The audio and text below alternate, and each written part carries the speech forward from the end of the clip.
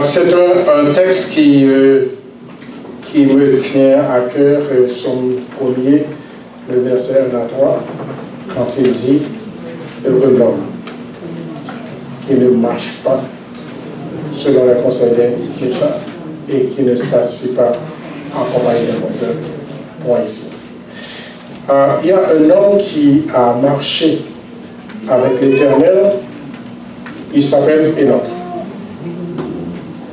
Marcher avec l'Éternel, c'est une façon de vivre, une façon de penser, une relation qui spontanément nous rend capables de réfléchir ou refléter la présence de Dieu. C'est un don, ce n'est pas une compétence, ce n'est même pas une qualité. Parce que si c'était une qualité à soi, il y aurait beaucoup de monde qui n'auraient pas cette qualité-là. Et c'est pourquoi je dis c'est comme une vague de la mer, ça monte et descend. Et pourtant, l'Esprit de Dieu, lui, qu'est-ce qu'il fait? Il passe une ligne linéaire pour nous montrer que sa fidélité reste et demeure. Seul Dieu est immuable et c'est pourquoi il nous demande de ne pas marcher selon les conseils des méchants. Le méchant, ce n'est pas quelqu'un qui fait quelque chose de très mauvais. Le méchant, c'est quelqu'un qui n'obéit pas à la volonté de Dieu. Nous étions dans la salle, dans notre classe en arrière. Eh bien, le plus souvent, le méchant nous demande de marcher dans la justice et la droiture sans miséricorde. J'espère qu'on a entendu. De marcher dans la justice et dans la droiture. Ça, ce sont les attentes du Seigneur. Vous savez, quand vous marchez dans la droiture et la justice, c'est parce que vous avez la vérité. Amen. Oui, mais on a dit, la vérité sans amour est nulle et non avenue. La vérité doit être mue par la puissance du Saint-Esprit qui nous donne la manifestation de l'amour. Ce n'est pas l'autre qui doit aimer, c'est moi. Toujours. Et c'est pourquoi marcher selon les conseils de Dieu, c'est un sacrifice. C'est une tribulation. C'est une vie de dur labeur. Et quand on le fait, on est écrasé par l'autre. Mais on est édifié par Dieu. Et c'est pour cette raison que celui qui me notre être nous demande de vivre numéro 1. Quelqu'un qui est heureux, il doit être humble. Matthieu chapitre 5, le verset 3. Et ma Bible me dit que l'étape initiale d'une vie heureuse ou des béatitudes en Christ passe par Matthieu 5, le verset 3. Heureux les pauvres en esprit, car le royaume des cieux est à eux. Vous savez, le pauvre en esprit, c'est quelqu'un qui accepte pour l'amour de Christ de tout souffrir. J'ai dit tout, théorité. Tout pour l'amour de Christ. Vous savez qu'il y a un homme qu'on appelle un homme humble, malgré l'humilité ne dit pas que tu ne pêches pas. L'humilité seulement dit que à chaque fois que je réalise que je commets une erreur, automatiquement je recule et je donne la première place à Christ parce qu'il a pris ou il prend ma place dans l'immédiat pour dire que tu n'as pas péché, j'ai péché. Parce que tous ceux qui ont péché sont privés de la gloire de Dieu. Et la sentence même du péché, c'est quoi? Et pourquoi tu ne meurs pas? Hein? Pourquoi est-ce que tu ne meurs pas? Ah yes. Maintenant, je vais vous poser une question. Tous ceux qui, hier et aujourd'hui, n'ont pas péché, mettez-vous debout. Ok?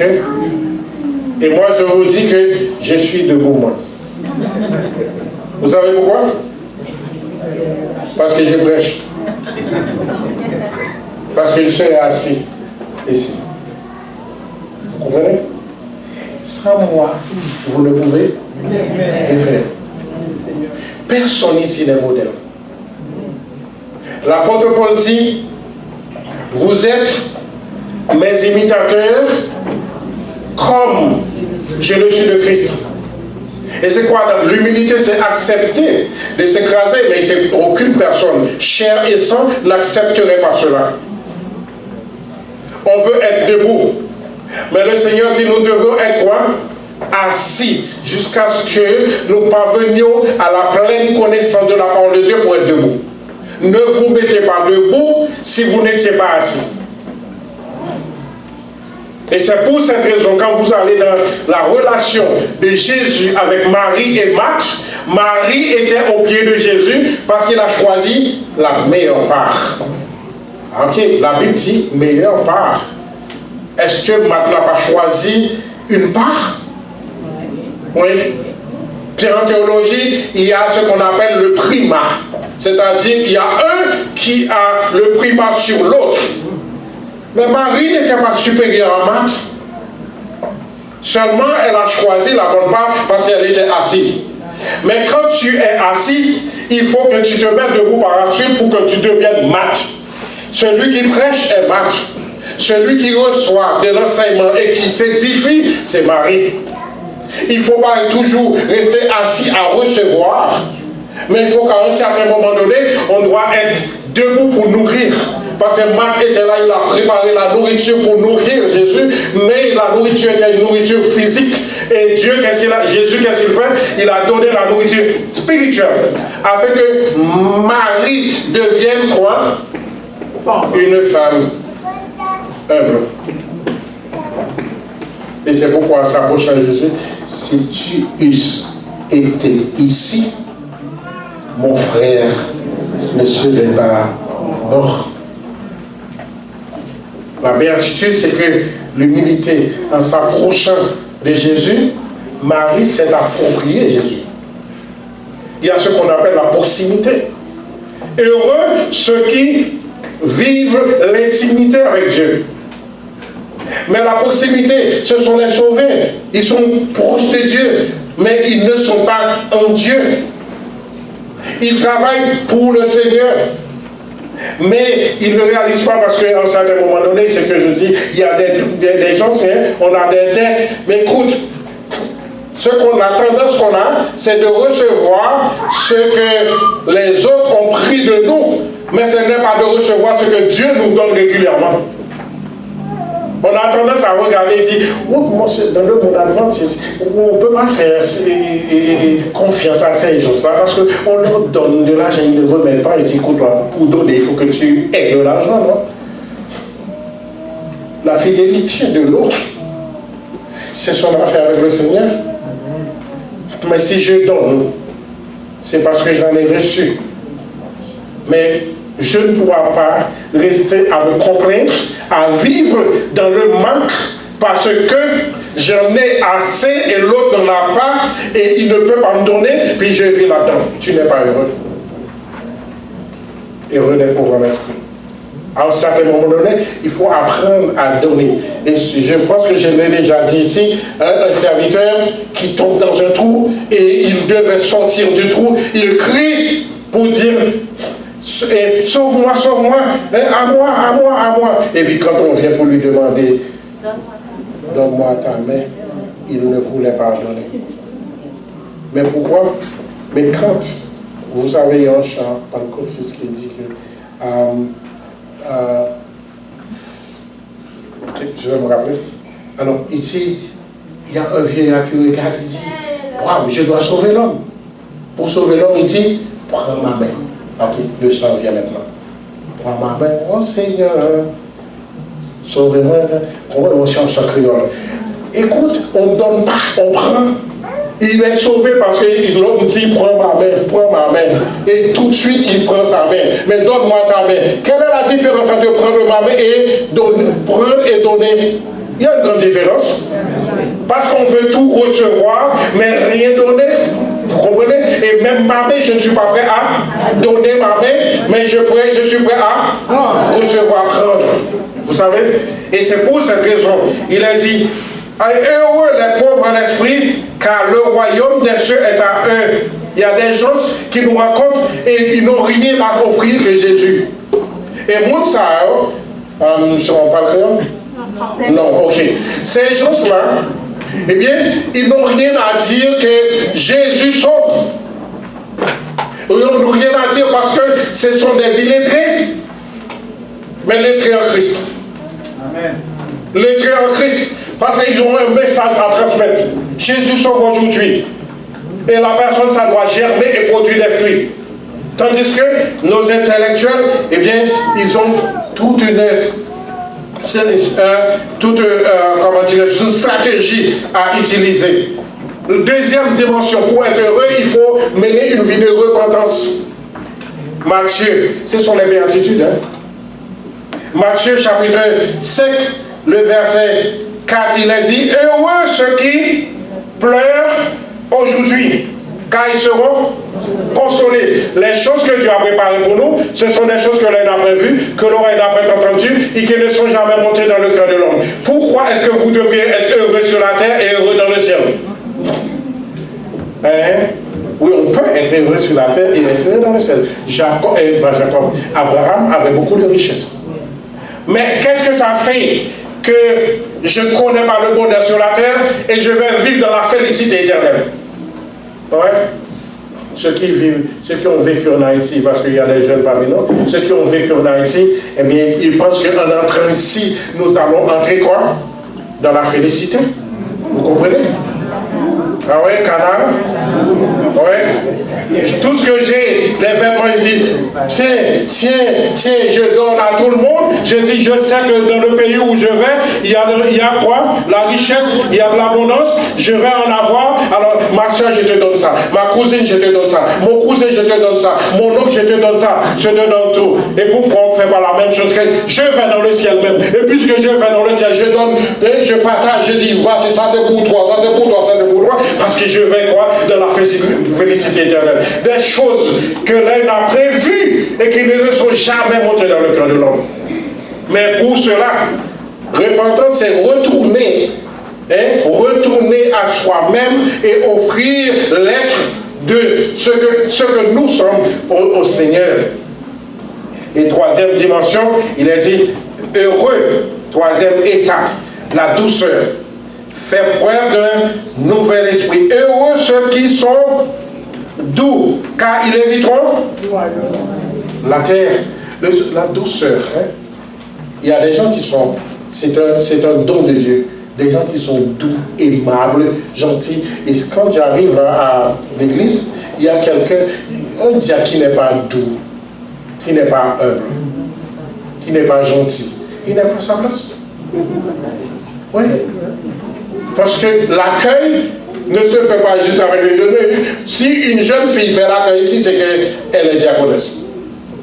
Si un homme fait l'accueil ici, il est diacre, même s'il n'est pas nommé. Parce que c'est la personne qui accueille les gens à l'église. Ces gens-là, c'est un don. C'est un don d'être doux, aimable, gentil. Tu vois, un sourire seulement fait beaucoup de bien qu'une prédication. Oui.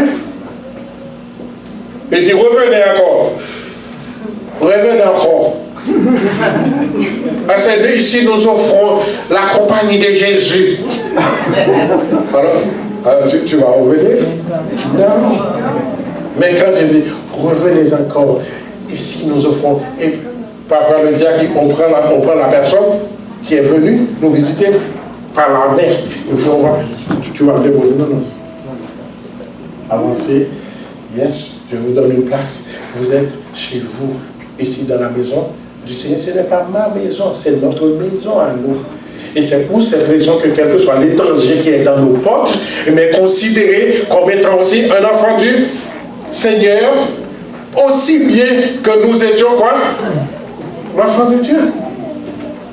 Et très souvent, je le dis, si on offre la compagnie des saints ici, on l'offre pas là à la maison, parce que si quelqu'un ici, là, quelqu'un qui vient nous visiter dit, est-ce que je ne pourrais pas aller manger chez vous? Ça ici, ça. Pas ici. Aussi, la maison n'est pas propre. On n'a pas beaucoup de nourriture. La réponse était quoi? Viens. Parce qu'il va avoir un morceau de pain, on va partager ça à moi. Et quand on arrive dans la maison, le Seigneur a déjà préparé toute la nourriture pour la personne qui vient visiter. La personne ne peut pas me demander ça si le Seigneur n'a pas indiqué à la personne que c'est toi qu'on doit mettre. Et c'est là parce que tu n'en as pas. Et c'est pourquoi il te demande. Quand Élie, c'est Jésus qui a dit, ce n'est pas moi. Il dit, il y avait beaucoup de pauvres en Israël, de veuves en Israël. Le Seigneur n'a pas envoyé Élie chez une veuve en Israël. Il a envoyé ça à Sarepta.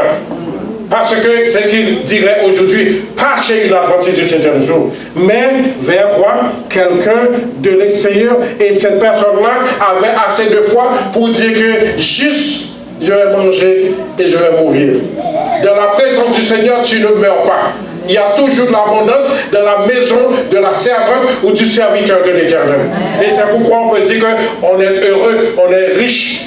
Non pas parce que j'ai beaucoup d'argent, mais c'est parce que chaque jour, à chaque heure, Dieu fait provision pour ses enfants. Et c'est pourquoi Abraham n'a pas peur de dire à ses serviteurs, Dieu il pourvoira. Il pourvoit à tous nos besoins et cela chaque jour.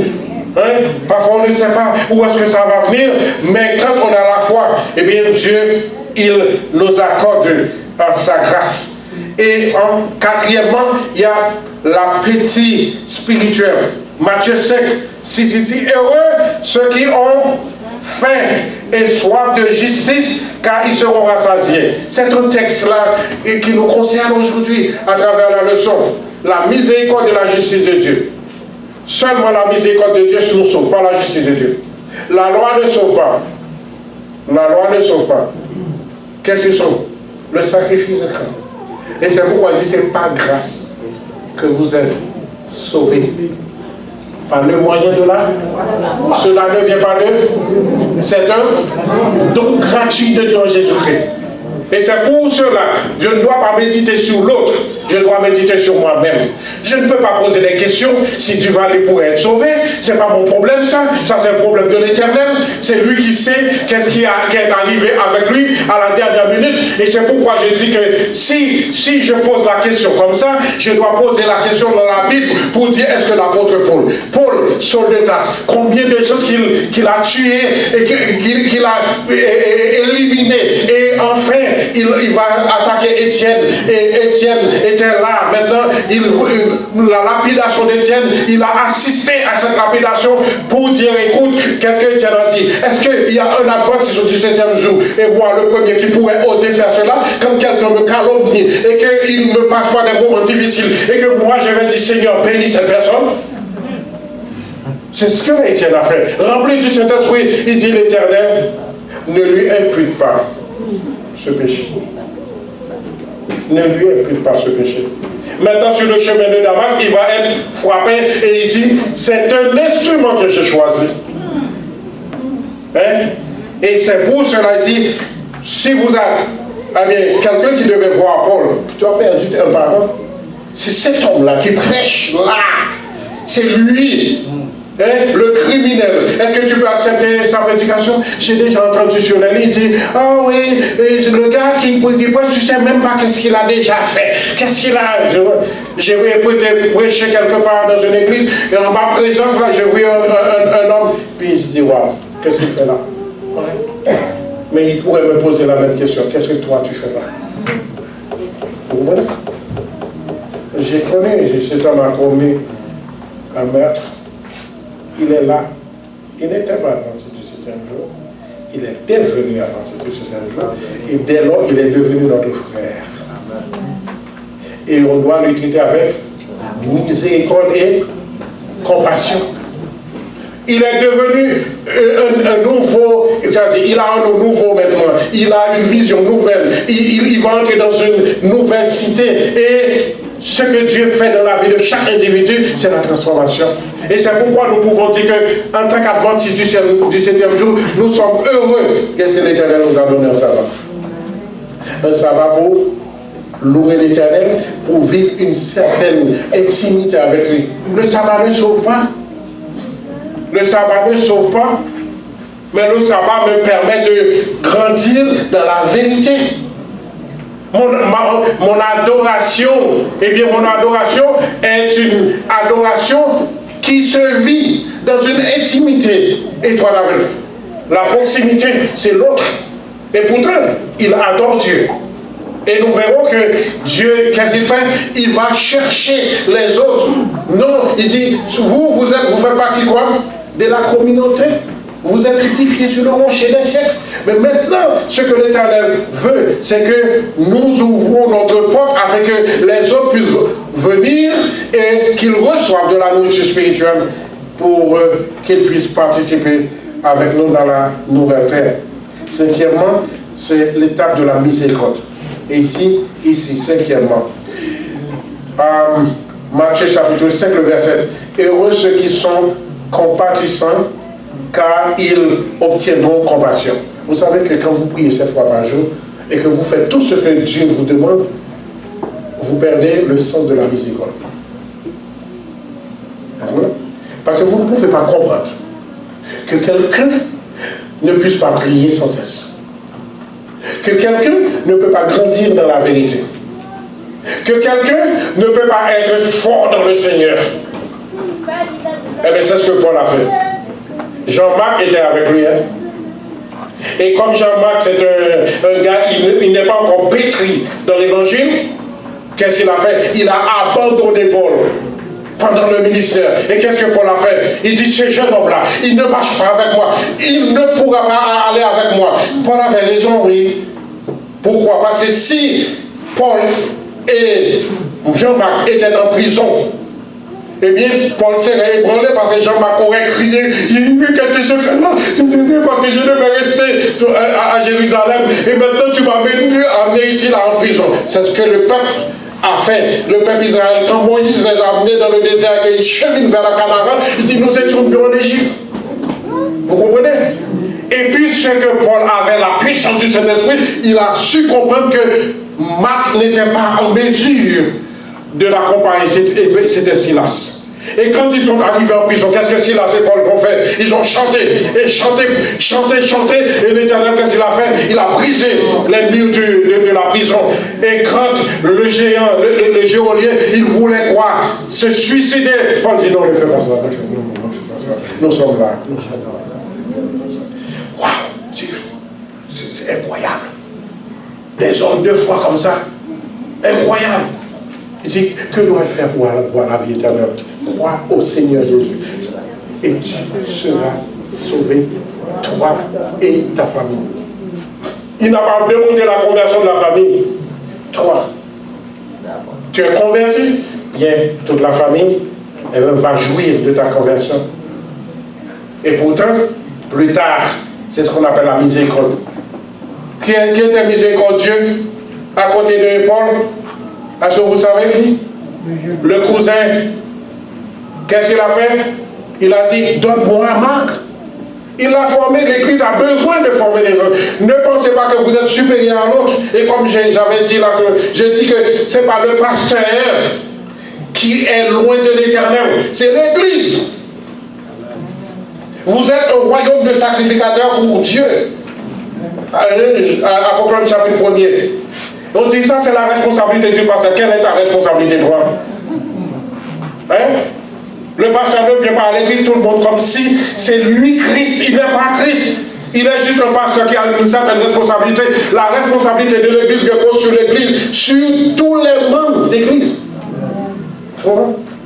Et c'est pour cette raison que nous devons être miséricordieux. La justice de Dieu n'a pas le primat sur sa miséricorde. Dieu est un Dieu aimant. Et quelle que soit l'erreur commise, il est prêt, il prend l'initiative de nous sauver. Heureux l'homme qui ne marche pas selon la conseil des méchants. Parce que le méchant, qu'est-ce qu'il dit? Il dit, pourquoi est-ce que tu parles? Parce que tu parles à des problèmes. Pourquoi tu es misérable? Hein? Pourquoi tu cherches un travail que tu n'en trouves pas? Puis le gars qui prend de la bière, hein, à côté, il a du travail. Puis il a une belle maison. Un bon Québécois. Puis il a une belle voiture. Puis il y a des bons enfants qui ne sont pas malades. Puis encore, puis il dit 3. Tu cours à l'hôpital avec ton enfant? Où est ton Dieu? Où est ton Dieu? Qu'est-ce que l'Éternel a dit? Je suis vivant et je suis là. Si je veux que tu passes par des moments difficiles, ça c'est mon plaisir à moi. Parce que ce que j'ai réservé pour toi, eh bien, ce sont les béatitudes célestes. Mais le plus souvent, qu'est-ce qu'on fait? On regarde le frère à côté, il dit, s'il est bon comme ça, il est bien comme ça, il n'est pas malade, moi, pourquoi? Parce que je prie régulièrement. Pas parce que tu pries régulièrement. Dieu fait ce qu'il veut avec toi. Il est là, il est l'agile ou le potier? Si c'est lui qui est le potier, il dit, je fais un vase pour mon service. Et je le fais pour que ce vase puisse recevoir la puissance du Saint-Esprit. Mais je vais le faire, je prendrai mon temps pour le faire. Vous comprenez ça? Et c'est pourquoi il nous demande pour que nous puissions vivre une vie de pureté. Matthieu chapitre 5, verset 8. Heureux ceux qui ont le cœur pur, car ils verront Dieu. C'est quoi avoir le cœur pur? Hein? Oh, yes. Ok, je bois de l'eau. On m'a dit que quand tu bois de l'eau, si tu bois comme ça d'un seul coup, tu fais un lavage. Si tu bois comme ça, c'est parce que tu as soif. Ok? Et fais ça le matin, vous allez voir que vous allez à la toilette tout de suite. C'est pas grave, mon frère. Tu vas voir de l'eau qui va tomber ici. Tu vois? Et c'est de l'eau vive. Vous voyez ce qui est écrit en là? De l'eau vive qui coule dans le sein du peuple de Dieu. Il va avoir toujours de l'eau. C'est ce qu'on va voir ici. Et il dit un cœur pur, c'est qu'on se lave. L'eau qui lave, ce n'est pas une eau qu'on boit comme ça, comme la femme samaritaine a dit, donne-moi de cette eau. Mais où est-ce que tu vas puiser pour trouver cette eau? Je suis, dit le Seigneur, l'eau vive. Celui qui boit de cette eau n'aura jamais soif. Hein? Et nous retournons ici pour dire que être pur, c'est demander à Dieu de nous laver complètement. Est-ce que David était pur? Quand il est allé chercher la femme de est-ce qu'il était pur? Non. Qu'est-ce qu'il a dit? Faites donc pénétrer ta sagesse au-dedans de moi. Purifie-moi avec l'eau et je serai pur. Hein? Et comme l'autre serviteur Dominique vient le dire, et quand il parlait ici, là, eh bien, nous avons besoin quoi? De nous purifier. Hein? Purifier, ce n'est pas à nous de le faire, c'est à nous de demander au Seigneur de nous purifier avec l'hysope et nous deviendrons purs comme, il avait dit, comme le cramoisi venait avec les dents. Hein? Dit le Seigneur. Seigneur demande de plaider. Est-ce qu'il a demandé de plaider? C'est seulement les pauvres en Israël, ou les sacrificateurs, ou tout le monde. Asseyons-nous ensemble et discutons. Dieu nous demande de discuter avec lui. Est-ce qu'on a peur de discuter avec lui? Ne dites pas vos problèmes aux pasteurs, aux anciens, mais dites tout à Jésus. Je ne sais pas si vous avez ce chant, mais dites tout à Jésus. Hein? Parce que tu sais pourquoi tu dis tout à Jésus? Parce qu'il ne dira rien. Ne dis pas à Jésus, c'est confidentiel. Il l'a su, il le sait, il le saura. Alors n'ayez pas peur d'entrer dans votre chambre et de dire tout au Seigneur. Au lieu de dire, c'est une affaire, non, dis tout au Seigneur. Et que ta bouche ne soit pas une bouche pour maudire, mais pour bénir. Si tu n'as rien à dire, dis rien au Seigneur. Mais si tu as quelque chose à dire, ah oui, le frère, il me dérange. Mais si te dérange, priez pour lui, pas prier contre lui. La différence. Et c'est pour cette raison qu'il nous demande le dernier texte pour les béatitudes, au chapitre 5, verset 11. Heureux êtes-vous. Est-ce que l'Église est une Église qui aliène les gens ou c'est une Église qui édifie les gens? Regardez ce que la Bible dit. Ce n'est pas moi, c'est Jésus. Heureux êtes-vous lorsqu'on vous insulte. Souriez dans votre Bible. Lorsqu'on vous insulte, qu'on vous persécute, qu'on répand faussement sur vous toutes sortes de méchanceté à cause de moi. À cause de moi. Réjouissez-vous et soyez dans l'allégresse, parce que votre récompense est grande dans les cieux, car c'est ainsi qu'on a persécuté les prophètes qui vous ont précédés. Heureux. Est-ce que vous savez que dans les difficultés, vous pouvez être heureux? Eh bien, la Bible nous dit que nous devons être heureux, même quand nous sommes persécutés, nous ne passons pas des moments difficiles. Parce que ça nous rend, aujourd'hui, il y a deux choses qui nous rendent malades. C'est, premièrement, le stress, parce que je n'accepte pas la situation. Okay? Stress nous rend malade. Et l'autre chose, c'est que boulot, métro, boulot, dodo. Tu comprends? C'est quelqu'un qui a appelé à la maison, puis ma femme était au téléphone, il dit, il vient d'entrer, mais il sort tout de suite. C'est-à-dire, la personne était au téléphone, je n'ai pas eu le temps de lui parler, parce que je viens, je me déshabille, je change tout de suite, et puis je sors, puis il dit, il sort tout de suite, là. Tu comprends? Je ne peux pas parler à cette personne. Mais cette personne doit dire qu'il est un fou, lui. Comme si tu as deux pieds là, mais le jour que la santé s'en va, qu'est-ce que tu fais? Tu entres et tu sors? Tu pourras? Non. Si tu peux le faire, fais pour le Seigneur, même si les gens ne comprennent pas. Parce que si tu fais pour le Seigneur, tu ne seras jamais fatigué. Amen. Si tu fais pour le Seigneur, tu ne seras jamais humilié. Tu peux vivre dans l'humiliation, mais tu n'es pas humilié. Tu peux vivre dans la disette, mais tu n'es pas pauvre. Tu peux vivre dans l'abondance et que tu es pauvre. Comme je dis en arrière, il y a les gens là, les millionnaires qui courent, qui rentrent dans un avion, vite, et puis tout de suite là, il a son sac et il va perdre l'autre avion. Il est comme ça, parce qu'il va perdre l'autre avion, il est obligé de dire, écoute, commande-moi un autre appareil, parce que je dois être à Philadelphie tout de suite là, parce qu'à 3 heures, il faut que je sois à Philadelphie. Et puis il arrive à Philadelphie, automatiquement qu'il arrive, c'était une réunion, il devait parler, et puis on dit qu'il n'y a pas d'électricité. On avait annoncé aux gens que la réunion n'aura pas lieu. Maintenant, c'est maintenant qu'il prend son souffle. Comment? Je suis mieux que cette personne-là. Parce que toi, tu fais tout contrôle avec le Seigneur, mais tu penses que tu es misérable, tu n'es pas misérable. Comment? C'est la misère, et pourtant, il est millionnaire. Avion en avion, avec aucune relation. Et cette personne-là, à la fin de sa vie, dit, écoute, pourquoi suis-je né? Juste pour faire tout cela là, et puis il ne me reste absolument rien. Puis les enfants, quand ils viennent, ils vont distribuer tout ça, ils ne restent absolument rien. Alors, tout cela, c'est pour dire heureux ceux qui ne marchent pas selon le conseil des méchants. Parce que le conseil des méchants dit, écoute, tu es pauvre parce que tu as péché. C'est ce qu'on a dit à Job. Tu es malade parce que tu as commis un péché. Il dit pas vrai. Tu es malade à cause du péché. Parce que le péché sévit dans le monde, eh bien, écoute, le péché attaque tout le monde, serviteur ou non de l'Éternel.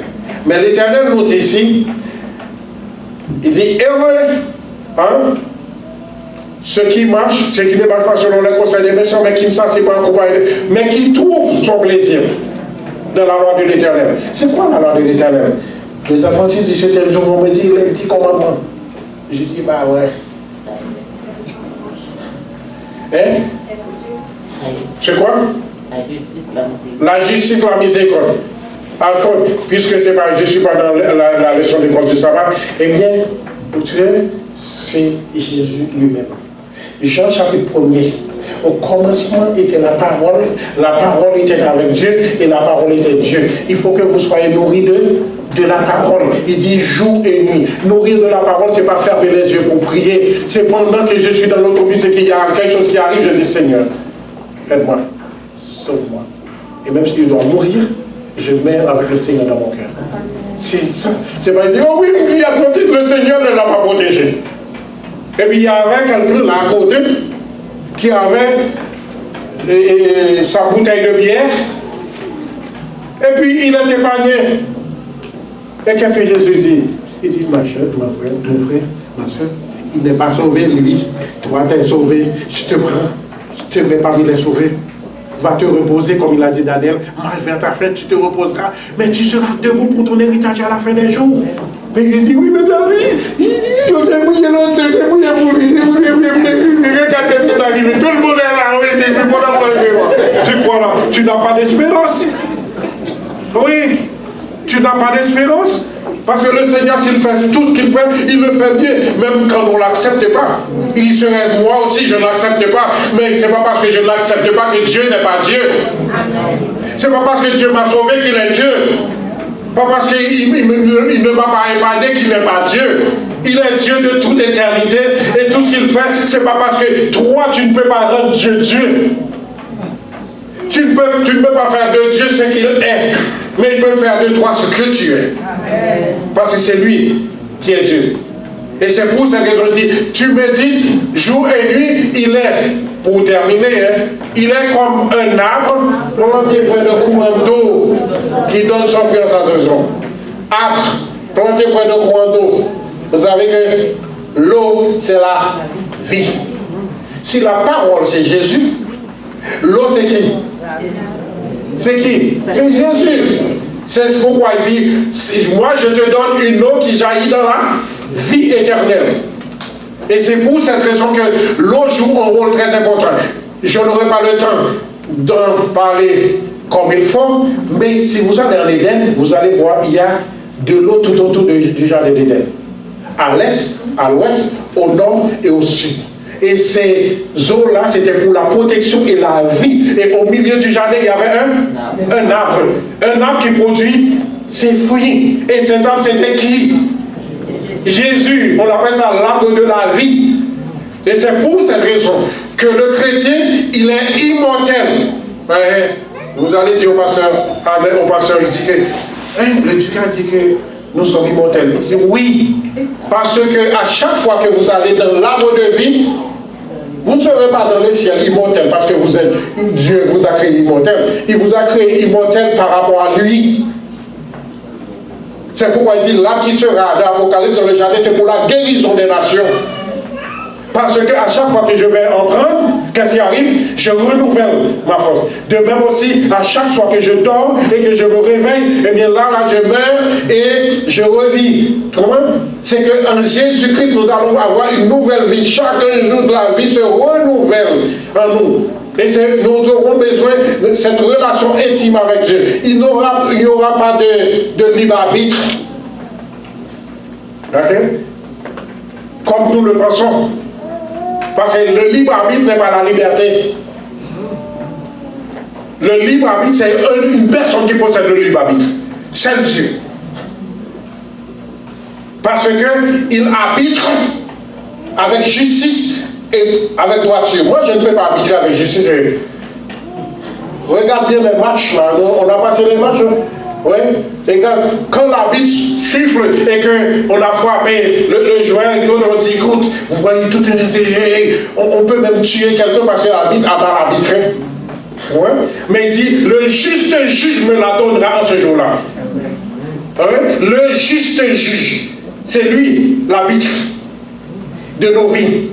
Et c'est pourquoi il dit celui qui demeure en moi, en qui je demeure, produit beaucoup de fruits. Celui en qui je demeure produit beaucoup de fruits. Et c'est pour cette raison que nous devons comprendre que l'eau de vie qui est là, Jésus. Quand on est imbibé, on est entouré, on est imprégné, on suit les directives du Seigneur, produit des fruits dignes pour le grenier céleste. Et c'est pourquoi le texte que j'ai, qui doit attirer notre attention, c'est que le verset 3, qu'est-ce qu'il a dit? Est-ce que quelqu'un peut lire le verset 3 pour moi? Et puis on termine. Parce que je vois qu'il est midi 20, c'est ça? C'est bon? Ok. Il est dit, il est comme un arbre planté près de point d'eau, d'où donne fonction sa saison. Oui, et puis. Et dans le feuillage, il fait qu'il point. Oui. Tout ce qu'il fait lui réussit. Ok. Maintenant, question. J'aimerais l'amener la personne qui dit que tout ce que j'ai fait, j'ai réussi. Voilà. Mais la Bible est en train de mentir? Non. Non. Si je m'accroche au Seigneur, tout ce que je fais, parce que ce n'est pas moi, c'est quelqu'un qui en a parlé. Et moi, quand un prédicateur prêche, je prends mon stylo et je crie.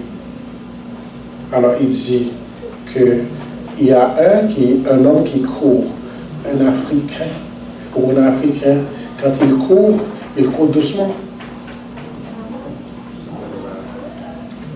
Quand il arrive là, il passe la vitesse. Ouais. Et l'homme a gagné à combien de kilomètres en arrière de, ou bien à combien de mètres en arrière de l'autre, et qu'est-ce qu'il fait? Et puis pour manifester sa joie, au lieu de continuer à courir jusqu'à ce qu'il arrive devant la ligne, il commence à... Et puis l'autre en arrière vient à toute vitesse. Et quand il vient à toute vitesse, il arrive, il touche l'homme, il dit cours. Et quand il dit, mais tu dois gagner, cours. Puis il court, et puis il reste après l'autre comme ça, jusqu'à ce que l'autre arrive. Et puis on lui demande pourquoi tu as fait cela. Il dit parce que c'est lui qui est le gagnant. Parce qu'il a gagné les gens. Tu comprends? Et quand on fait la course avec Jésus, qui gagne? Jésus nous dit de courir. J'ai déjà gagné, moi. J'ai déjà gagné.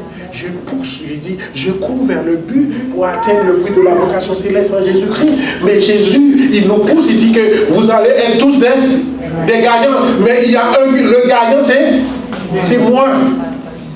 Et c'est cet exemple qu'on doit faire. Et on peut dire comme Christ, le gagnant, je te pousse pour que tu puisses gagner la course. Dans vos études, il y a des élèves ici, là. Quand vous êtes au cégep, vous pouvez aider l'autre. Si vous avez la connaissance, eh bien, donnez, partagez votre connaissance avec l'autre, parce que ce que vous faites là, ça va produire des fruits dignes pour le grenier céleste. On a tendance à égoïstement, écoute, je ne me mélange pas avec les non-adventistes, je ne me mélange pas avec ceux qui n'ont pas. Même s'il est un athée, eh bien, je dois travailler avec eux, parce que c'est comme ça que Dieu va changer notre vie. Vous savez que l'eau est vraiment importante. Agar avait Ismaël, il était dans le désert, et quand il était dans le désert, il prend l'enfant. Ça, c'est les réalités de la vie. L'enfant va mourir. Et quand l'enfant va mourir, ici, je me mets à côté, et puis je verse l'enfant. Les femmes, là, quand on voit un enfant là, qui va mourir, que tu es certaine que son enfant va mourir, c'est une crise terrible. Et le Seigneur lui dit, ne t'ai-je pas dit qu'il y a une source d'eau dans tout désert? Et l'eau pompe comme ça là, et Ismaël a reçu de l'eau pour continuer. L'eau est importante, il faut avoir une alliance avec le Seigneur. Isaac a trouvé sa femme autour d'un puits. Moïse a trouvé sa femme autour d'un puits. Et Jésus a trouvé sa femme autour d'un puits. Vous comprenez ça? On en parlera une autre fois. Eh bien, pourquoi? Parce que Jésus a courtisé la femme samaritaine. Et quand il a courtisé la femme samaritaine, eh bien, il lui demande d'aller chercher son mari. N'oubliez pas, si vous avez un livre en grec, vous allez voir aner. Le mot aner, quand Jésus dit va chercher ton mari, il dit va chercher ton aner.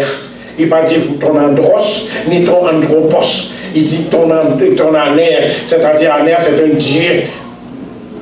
C'est un Dieu. Et si vous allez dans 2 Rois 17, vous verrez ça là, que tous les 6 dieux que les Samaritains ont observés. Ce n'est pas un mari physique, c'est un Dieu. Et puisque les Samaritains observaient en même temps le Dieu d'Israël et les faux dieux, hein, il dit, ah, celui-ci n'est pas encore ton mari.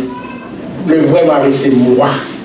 Tu vas faire une alliance. Et à ce moment, il dit, maintenant, je trouverai un homme qui m'a dit tout. Québécois, j'ai trouvé mon homme. Haïtien, Ménégla. Ok? Et puis l'autre a dit, Étienne, voici l'homme. Il y a un homme qui change notre vie.